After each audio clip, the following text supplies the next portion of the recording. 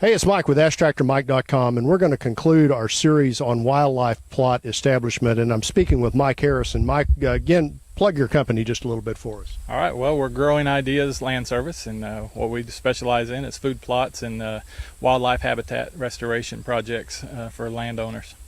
I'm going to ask your opinion. If I'm a guy that has just bought a tractor, and most of the tractors sold have a brush cutter of some kind or a finish mower, brush hog better is better, rotary cutter with it, and I want to put in food plots.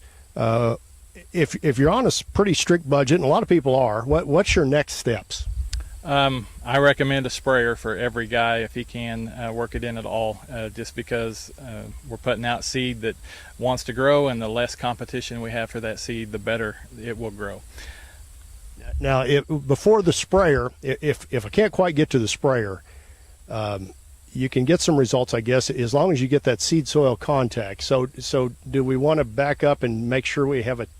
I'm trying to think. Do I get the sprayer first or the disc first? What's your opinion? Okay, if you have to choose, go with your ground breaking equipment first. You're going to want a disc or a rototiller. It's really handy because you can go over it twice and be done, and prepare 4 inches of soil or better. So your favorite tool, and I guess a lot of that depends on what kind of area you're in. If you're in a really rocky area, it's really tough. You can tear up a tiller. But if you're in a bottom like we're at here, where there's probably not too many rocks, is that your favorite tool for breaking ground? Yeah, simply because it just eliminates so many trips around the field. So I cut down on fuel costs and all those things at the same time. So I invest a little more in my rototiller than I would a disc maybe, but I save it in the long run just in fuel cost alone. So. And you can use it on your garden. There's multiple uses for that tool. Okay, so now the other thing, so let's back up. If a guy wanted to get the sprayer and then brush hog the ground, sprayer, and then rent the no-till drill from the county, if you were having to choose between rent the drill and the sprayer versus we're going to wait and buy the sprayer later and do a disc or a tiller, which way would you go?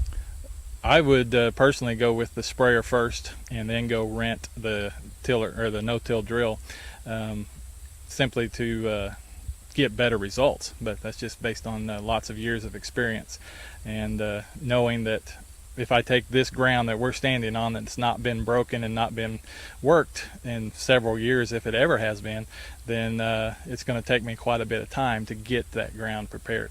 If I can just clean it up and use a no-till drill, I've invested about half the amount of time. That is relative also to the size of area you're doing. If you've only got a 1/4 acre, it's not a good investment to go rent a $100 drill when you can just take and get a small disc or a rototiller, and just fluff it up a little bit and go. The other concern about the rental thing is, and you mentioned that when we were talking about drills, is the availability. When you're trying to do wildlife plots, farm guys are trying to put in their crops as well. So you probably need to check with your either county ASCS or Soil and Water Conservation, one of these departments, county extension. They'll all know about what that's like. Yeah, and again, if you call ahead and get your name on the waiting list, they show no favoritism. They don't necessarily separate the guys only doing food plots out from the guys doing farming. It's whoever shows up with their name on the list gets a machine. Last question I have: what's the biggest mistake you see amateur guys, first-time guys do when they're putting in food plots? Thinking that they're going to get optimal results with a very little effort. The throw and grow type of approach, where I'm just going to go out there, take a rake and scratch up the ground, throw my seed on it and walk away. I'm not going to get the results that the things that we've talked about today is going to get me. All righty, thank you. Been speaking with Mike Harris, and I'm going to put Mike's phone number below if you need a consultant to come in and assist you in putting your food plots in, or you want Mike to do it. He'd love to talk to you. Again, I survive on web traffic. If you'd like to share this video with others, I'd be happy. And if you'd like to subscribe to my YouTube channel, I'd be greatly honored. Thanks for watching.